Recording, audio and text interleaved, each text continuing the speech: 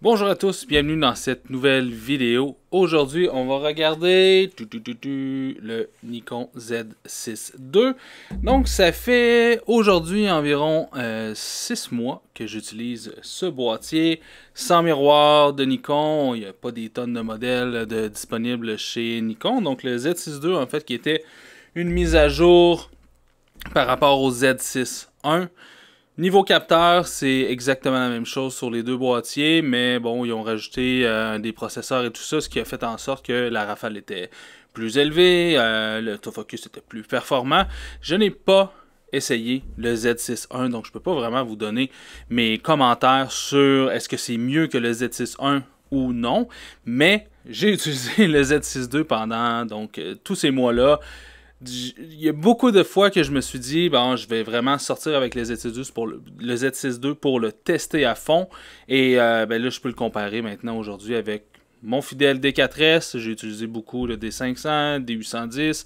C'est des boîtiers que j'utilisais assez fréquemment avant. Donc, présentement, mes deux boîtiers principaux sont le Z6 II et le D4S. Et donc, voici mes impressions après 6 mois d'utilisation. Je vous avais fait en décembre une petite capsule vidéo où je vous présentais en fait mes impressions à chaud. Je venais juste d'utiliser le Z6 pour une première fin de semaine. Aujourd'hui, je vous parle du Z6 II. Et ben à ce moment-là, j'avais été quand même assez ravi. Il y avait quelques points un peu négatifs. Et donc, j'ai pas mal regardé tout ça. Et ben, il y a quand même certains points que je suis encore en accord avec ce que j'avais dit dans cette vidéo-là. Entre autres, au niveau de l'ergonomie et tout ça, on va regarder un petit peu plus loin. Mais présentement, ce que j'ai fait, donc j'ai acheté la batterie grip. Ça, c'est un bon upgrade là, par rapport au Z6 I qui avait une batterie grip mais qui n'avait pas de déclencheur à la verticale. Quel accessoire complètement inutile, c'est juste pour mettre deux batteries dedans. Moi, je mets juste une batterie la très très grande majorité du temps. Donc ici, ben, le batterie grip, il sert principalement pour photographier à la verticale. Pour ce que j'en fais, et je pense que plusieurs personnes l'utilisent également pour ça. Et donc, on a le déclencheur ici, on a un bouton de fonction ici sur le dessus de la batterie grip qui est super intéressant. Et ce que j'aime beaucoup de la batterie grip par rapport aux batteries grip que j'avais sur mon D810 ou mon D500, c'est lorsqu'on l'installe, en fait, là, je vais la dévisser ici avec vous, c'est littéralement une cartouche comme ça qui vient s'insérer dans le compartiment de batterie. Et ce qui fait en sorte que ben, les deux batteries, si on va en mettre deux, ils se mettent uniquement dans le batterie grip. Avec le D500, D810, il fallait mettre une batterie dans l'appareil photo, visser le batterie grip et ensuite mettre la deuxième batterie dans le batterie grip. Donc, c'était pas hyper pratique parce que juste pour enlever la batterie qui était dans l'appareil, il fallait tout démonter. Donc, super pratique. Ils sont revenus un peu un système sur mon D90 quand j'ai commencé la photographie. C'est ce type de batterie grip là qui était disponible. Et petit truc super intéressant, c'est qu'il y a un petit compartiment sur le côté, donc ici où on peut mettre le petit clapet. Donc si on veut enlever le batterie grip, on a accès au petit clapet qui protège le compartiment de batterie. Donc ça s'insère tout simplement sur le côté ici. Donc super pratique. Bon, avec le batterie grip, je vais le remonter ici. Donnez-moi 2 petites secondes. Je trouve que la prise en main, déjà, bon, quand on est à l'horizontale, c'est beaucoup mieux pour moi. Je vous avais mentionné dans mon autre vidéo que je trouvais que le boîtier était relativement petit, puis j'avais les deux doigts du bas qui étaient dans le vide, et à long terme, c'était un peu tannant. Petit défaut que je dirais sur le batterie grip, en fait, c'est que lorsqu'on photographie à la verticale comme ça ici, avec l'adaptateur FTZ, nos doigts, ils sont très très très serrés ici. J'ai pas de jeu entre mes doigts et donc quand j'utilisais avec des gants cet hiver, c'était vraiment tannant. Là, ici à main nue, c'est pas si mal, ça va quand même bien, mais c'est vraiment pas, c'est pas l'idéal. En plus, il y a un petit truc ici là, pour pouvoir monter une plaque de trépied et tout ça. C'est pas accessible lorsqu'on utilise le batterie grip. Donc, si, mettons, vous utilisez une courroie avec un anneau, un black rapide, par exemple, puis vous venez visser votre truc ici, ben, vous ne pouvez pas l'utiliser avec avec ça, avec l'adaptateur FTZ. Il va falloir le visser à ce moment-là directement en dessous du batterie grip. Ça n'a pas une incidence qui est énorme, mais quand même, ça aurait été le fun de pouvoir l'utiliser, donc peut-être le mettre ailleurs ou juste pas en mettre du tout parce que cette portion-là du bas de l'adaptateur fait quand même en sorte que c'est juste que c'est vraiment pas confortable, tandis qu'ici, il y a un peu plus de jeu. Donc, super, bon, c'est pas grand-chose, là, mais la batterie grip, surtout si vous faites de la photographie animalière, je vous le conseille fortement, juste pour le confort de la prise en main et ben, aussi le fait de pouvoir photographier à la verticale. Ben, c'est toujours pratique. Pour ce qui est de l'ergonomie en général, j'ai pas vraiment changé d'idée par rapport à ma dernière vidéo. Je trouve que Nikon, ben, en fait, toutes les compagnies qui ont sorti des sans miroirs sont un peu allées vers cette tendance-là, mais ils ont cherché à vraiment élaguer les fonctions qui étaient disponibles juste avec les boutons qui étaient à l'arrière. Je trouve que ça manque de boutons. J'aimerais ça avoir accès à plus de fonctionnalités directement sur le boîtier extérieur sans aller dans les menus. Et je pense que le plus gros, le truc qui me dérange vraiment le plus, c'est le fait qu'on ait perdu ici sur la gauche du boîtier le bouton qui contrôlait les modes d'autofocus. Donc je l'ai assigné sur un des deux boutons qui est ici de fonction, mais surtout avec des gants durant l'hiver, c'est vraiment difficile d'accès, tu accroches les deux en même temps. En fait, il a fallu que j'enlève la fonction du deuxième bouton parce que j'étais toujours en train d'appuyer sur le mauvais à cause des gants qui étaient trop gros ou même mes doigts. Donc je trouve vraiment pas ça pratique. C'est pas très intuitif. Et surtout, des fois, c'est qu'on veut passer d'un mode d'autofocus à l'autre de manière assez rapide. J'ai testé, par exemple, je vais vous en parler un petit peu plus loin, mais le iFocus. Et si je veux passer, mettons, j'ai une belle scène avec le iFocus, ok, ça attrape pas mal sur l'œil, puis là, l'animal se tourne, mais je veux pouvoir changer rapidement. Mais là, à ce moment-là, il faut que je taponne dans les petits boutons, ça marche pas super bien. Tandis qu'avant, ben, j'avais juste appuyé sur le bouton sur la gauche. Donc, puis ici, c'est surtout, ben, il n'y a plus rien qui se passe. Il n'y en a juste plus de boutons. Donc, j'aurais quand même aimé ça que le bouton de mode de sélection d'autofocus reste en place. Mais bon, il faut faire des compromis. Le boîtier est plus petit, donc forcément, il a fallu qu'il enlève certaines fonctionnalités sur le boîtier. Je vous ai parlé de l'autofocus. Qu'est-ce qu'il y en est? Bon, je vous avais fait une petite vidéo, entre autres, où je comparais la vitesse d'autofocus entre un D4S avec un objectif de monture F et le Z6 avec un objectif de monture F aussi. J'ai pas essayé le boîtier encore avec un objectif de monture Z.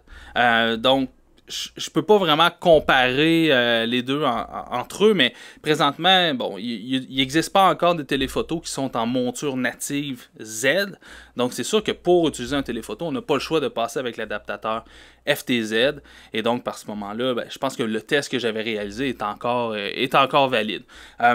L'autofocus, il y a eu une mise à jour du firmware. Bon, ça s'est amélioré un peu.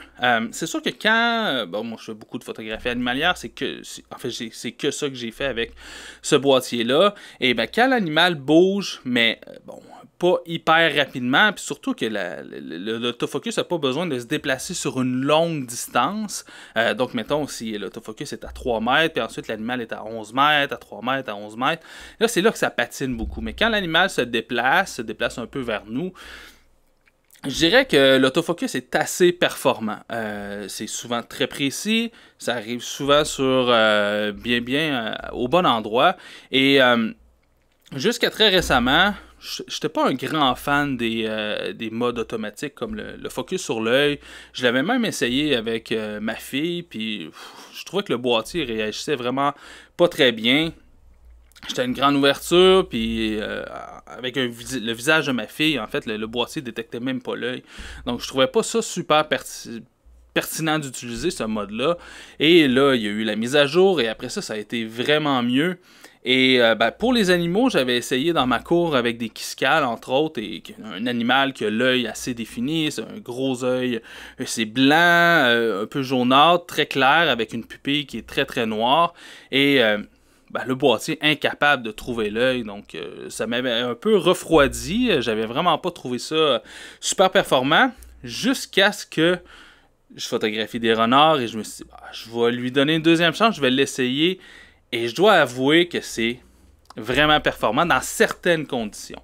Et je l'ai essayé beaucoup justement avec des renards. Peut-être que justement l'œil ressemble beaucoup à un œil de chat et probablement que ben, les boîtiers ont cette capacité justement là, de faire la mise au point sur l'œil parce que bon, c'est basé sur des bases de données d'œil de chat, de chien, des trucs comme ça. Peut-être qu'ils ne sont pas encore rendus là avec les oiseaux, mais il y a quand même vraiment beaucoup de photos que j'ai réalisées avec le boîtier en mode détection de l'œil. Je dois avouer avec les renards que ça a fonctionné quand même très bien. Bon, c'est sûr que quand le renard tourne la tête, lorsqu'il ne regarde pas directement dans l'objectif, c'est beaucoup plus difficile. Donc c'est pour ça que j'aime ça, avec le bouton justement que je parlais avec l'autofocus, changer les modes, parce que justement s'il se tourne, ben là à ce moment-là, l'appareil a vraiment beaucoup de difficultés à aller chercher le sujet. Donc souvent je basculais en un seul collimateur. Et ensuite, ben, je revenais avec la détection de l'œil. Petit fait qui me désappointe vraiment beaucoup, ça me turn off beaucoup. Lorsqu'on utilise un seul collimateur, on a le plus de rafales qu'on peut avoir. Mais quand on utilise un mode qui est dynamique, donc soit un dynamique 9 points ou la détection de l'œil, ben là, à ce moment-là, la rafale baisse. Je ne sais pas exactement jusqu'à combien, mais j'estime qu'il y a au moins un 4-5 frames secondes de moins lorsqu'on utilise un mode d'autofocus qui est dynamique. Donc c'est vraiment moche. Pour vrai, je suis vraiment déçu de ça. Il y a certaines situations que ça m'a comme poussé à pas utiliser justement la mise au point sur l'œil parce que je voulais avoir pleinement la rafale. Donc je trouvais ça un peu moche. Je m'attendais pas trop à ça. Au début, je pensais que c'est le boîtier littéralement qui fonctionnait pas bien, mais après quelques recherches, j'ai vu que effectivement, lorsqu'on utilise des modes dynamiques, ça baisse la rafale qui est disponible. Donc ça, c'est vraiment un aspect que j'aime pas beaucoup et que j'espère qu'il va être réglé dans les prochains boîtiers. Pour continuer sur l'autofocus, je trouve que l'autofocus est vraiment précis. Avec un sans miroir, on n'a plus ce problème de front et de back focus. Et j'ai photographié beaucoup avec mon 400 mm à f2.8 et mon 200 mm à f2. Et ben, les images sont sharp. C'est vraiment c'est assez impressionnant. J'ai plus aucun problème. Bon, avec le DKT, j'en avais pas beaucoup, mais avec le 810, j'en avais quand même considérablement des problèmes où la mise au point n'était pas exactement où est-ce que je voulais qu'elle soit, était un peu imprécise et ça bougeait beaucoup en mode continu. Avec les Z6, je n'ai plus du tout ce problème-là, donc c'est vraiment un gros plus pour moi, pour ce boîtier-là. L'autofocus, elle est très précis. C'est juste quand on se déplace sur de grandes distances au niveau de la mise au point que c'est un peu plus lent. Je vous en parlais un peu dans mes premières impressions sur le Z6 dans ma précédente vidéo, mais la mise au point avec la loupe dans le viseur, c'est vraiment un charme. J'adore faire ça. J'aime beaucoup travailler mes sujets, puis les noyer dans le flou et tout ça. Et des fois, ben, l'autofocus, ça marche tout simplement pas. Donc, je passe en mode manuel, je zoome avec la loupe, je peux faire ma mise au point vraiment précis. Au niveau de la netteté, c'est quelque chose que je pouvais pas avoir avec un réflexe ou que ça me prenait vraiment plusieurs minutes à réaliser puis aller vraiment à tâtons. Donc ça, c'est vraiment un très gros plus. Parlant de viseur, un petit point un peu négatif, bon je pense que ça fait ça un peu avec tous les boîtiers sans miroir, mais il y a le petit capteur qui est juste en haut du viseur qui détecte si vous avez le visage dans le viseur ou non, et ça m'est arrivé souvent, spécialement cet hiver, lorsqu'il y a des gouttes ou des flocons de neige ou même de la glace qui se forment sur le viseur. Et bon, moi j'utilise le mode priorité viseur, viewfinder, et ben là à ce moment-là ça faisait en sorte que tout ce que j'étais capable de regarder sur l'appareil photo c'était à travers le viseur. J'avais plus accès même pour les menus à l'écran arrière parce qu'il détectait que j'avais le visage dans le viseur alors que c'était tout simplement de la glace. Donc il fallait que je change le mode pour aller juste au moniteur, je fasse mes réglages, je rechange de mode. Donc c'est vraiment pas l'idéal. Je sais pas comment on peut peut-être régler ça, puis des fois c'est même juste une brindille, un foin ou quelque chose qui apparaît, qui atterrit sur le petit capteur et ça fait en sorte que l'appareil pense qu'on a le visage dans le viseur. Donc ça c'est vraiment tannant. J'ai cherché une solution, bon j'ai pas trouvé grand chose, puis spécialement lorsqu'il y a de la glace, on veut pas non plus aller frotter là-dessus puis endommager le sensor, donc souvent je le laissais comme ça. Et bon ça c'est vraiment un petit point un peu tannant. Si jamais d'ailleurs vous avez une solution, je serais super curieux de vous entendre dans les commentaires, je serais super intéressé de la savoir. Pour continuer sur le viseur, de voir l'exposition en direct dans le viseur électronique, c'est incroyable. Je ne me passerai plus jamais de ça. Pour vrai, c'est fini les erreurs d'exposition. Puis même quand je retombe sur mon D4S, j'aimerais ça avoir cette fonctionnalité-là. Donc ça, c'est vraiment un très très gros plus du sans miroir par rapport au réflexe, de voir exactement dans le viseur ce que la photo va avoir l'air. Parce que quand on est en mode manuel, on n'a pas toujours, des fois, le réflexe de venir regarder toujours la photographie. Puis des fois, c'est que ça arrive vite, on n'a pas le temps de prendre une photo test. Donc avec ça, ben, c'est fini les erreurs. Il n'y a plus aucune raison d'avoir une mauvaise exposition sur sa photographie. Donc ça, c'est vraiment un gros plus. Je recommanderais les boîtiers sans miroir juste pour avoir cette fonction-là. Vraiment, c'est incroyable. C'est un boîtier qui a une gamme dynamique assez intéressante. Je ne l'ai pas utilisé beaucoup en paysage. Je l'ai utilisé vraiment très, très majoritairement en photographie animalière. Mais la gamme dynamique me plaît beaucoup. J'ai réalisé des contre-jours. J'ai réalisé plein de types de photographies avec des extrêmes, si on veut, au niveau de la luminosité. Et j'étais capable d'aller chercher de l'information un peu partout dans mon image. Donc, la gamme dynamique, super performante. Au niveau des ISO, je l'ai essayé à ISO assez élevé. Bon, c'est sûr que moi, je passe d'un boîtier qui est le D4S, qui a une très, très bonne montée en ISO, et je passe justement vers le Z6 II, qui est... c'est bon, mais c'est... Et ben, j'ai vu les tests, en fait, même des XO, là, le place plus haut, ou presque à égalité avec le D4S. Mais personnellement, en haut de 3200 ISO, je vais pas là avec les Z6 II. Il y a quelque chose dans la qualité qui est vraiment, dans la qualité d'image, dans le grain, que j'aime pas beaucoup, contrairement au D4S. Et moi, ça me freine un peu. Donc, 3200 ISO, c'est pas mal la limite que j'atteins avec le D4S.